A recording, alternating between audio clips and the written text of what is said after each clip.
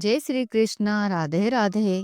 आज के इस पावन वीडियो में हम लेकर आए हैं एक ऐसी कथा जिसका श्रवण मात्र से जन्म जन्मांतर के पाप नष्ट हो जाते हैं।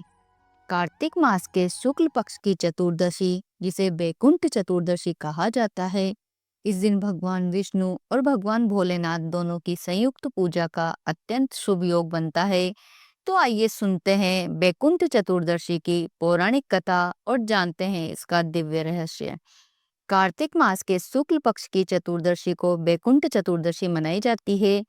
यह दिन हिंदू धर्म में अत्यंत पवित्र माना गया है, क्योंकि इस दिन भगवान विष्णु और भगवान शिव दोनों की पूजा की जाती है।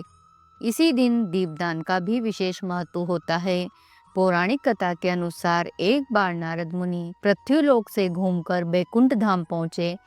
भगवान विष्णु ने उनका आदर पूर्वक स्वागत किया और उनके आने का कारण पूछा। नारद जी बोले, हे प्रभु, आपने अपना नाम कृपा निधि रखा है, परंतु आपके प्रिय भक्त ही मोक्ष प्राप्त कर पाते हैं। सामान्य नर नारी वंचित रह जाते हैं। कृपा कर ऐसा सरल मार्ग बताइए जिससे हर कोई आपकी भक्ति से मुक्ति पा सके। भगवान विष्णु मुस्कुराए और बोले, हे नारद, कार्तिक शुक्ल पक्ष की चतुर्दशी को जो नर नारी श्रद्धा से व्रत रखेंगे और मेरी पूजा करेंगे, उनके लिए बैकुंठ धाम के द्वार साक्षात खुल जाएंगे। उन्होंने जय और विजय को आदेश दिया कि इस दिन स्वर्ग के द्वार खुले रखें ताकि भक्तजन वैकुंठ की प्राप्ति कर सके। भगवान विष्णु ने कहा, इस दिन जो मेरा नाम भी लेगा वो भी वैकुंठ धाम का अधिकारी होगा। इसके बाद भगवान विष्णु ने नारद जी को एक कथा सुनाई। उज्जैन नगरी में धनेश्वर नाम का एक ब्राह्मण रहता था, जो रस, कंबल और चमड़े का व्यापार करता था। वह दुष्कर्मों में लिप्त था। एक दिन व्यापार के लिए वह महिष्मती नगरी पहुंचा, जहां नर्मदा नदी में हजारों श्रद्धालु स्नान कर रहे थे। वो भी वहां पूरे कार्तिक मास तक रहा और प्रतिदिन भगवान विष्णु का कीर्तन सुनता रहा। एक दिन नर्मदा तट पर एक काले सांप ने उसे काट लिया और उसकी मृत्यु हो गई। यमदूत उसे यमपुरी ले गए। यमराज ने आदेश दिया, इसे कुंभ नरक में डाल दो। परंतु जैसे ही दूतों ने उसे गर्म तेल में डाला, वो तेल शीतल जल में बदल गया। सब आश्चर्यचकित हो गए और यमराज को यह बात बताई। तभी नारद मुनि वहां प्रकट हुए और बोले, हे सूर्य नंदन, यह ब्राह्मण नरक का अधिकारी नहीं है।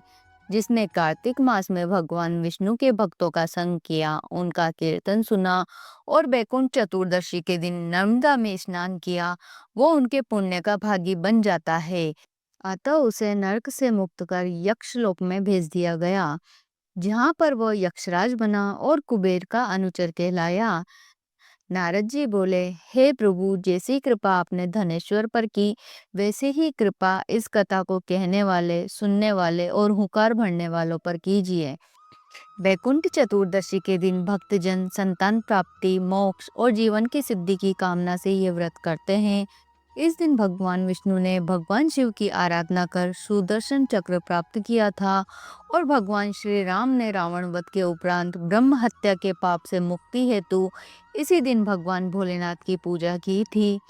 इस दिन भगवान शिव को तुलसी के पत्ते और भगवान विष्णु को बेलपत्र चढ़ाए जाते हैं, जो अन्य किसी दिन नहीं किया जाता है। तो भक्तजनों, यह थी वैकुंठ चतुर्दशी की पावन कथा। जो श्रद्धा, विश्वास और भक्ति के साथ इसे सुनता है, वह निश्चय ही वैकुंठ धाम का अधिकारी बनता है। इस पवित्र तिथि पर दीपदान अवश्य करें, क्योंकि इस दिन जलाया गया दीप आत्मा को परम प्रकाश की ओर ले जाता है। तो भक्तजनों, यह थी वैकुंठ चतुर्दशी की पावन कथा। यदि आपको कथा अच्छी लगी हो तो वीडियो को लाइक करें, शेयर करें और हमारे चैनल धर्म और कहानी को सब्सक्राइब जरूर करें। कमेंट में जरूर लिखें, जय श्री हरि विष्णु, हर हर महादेव।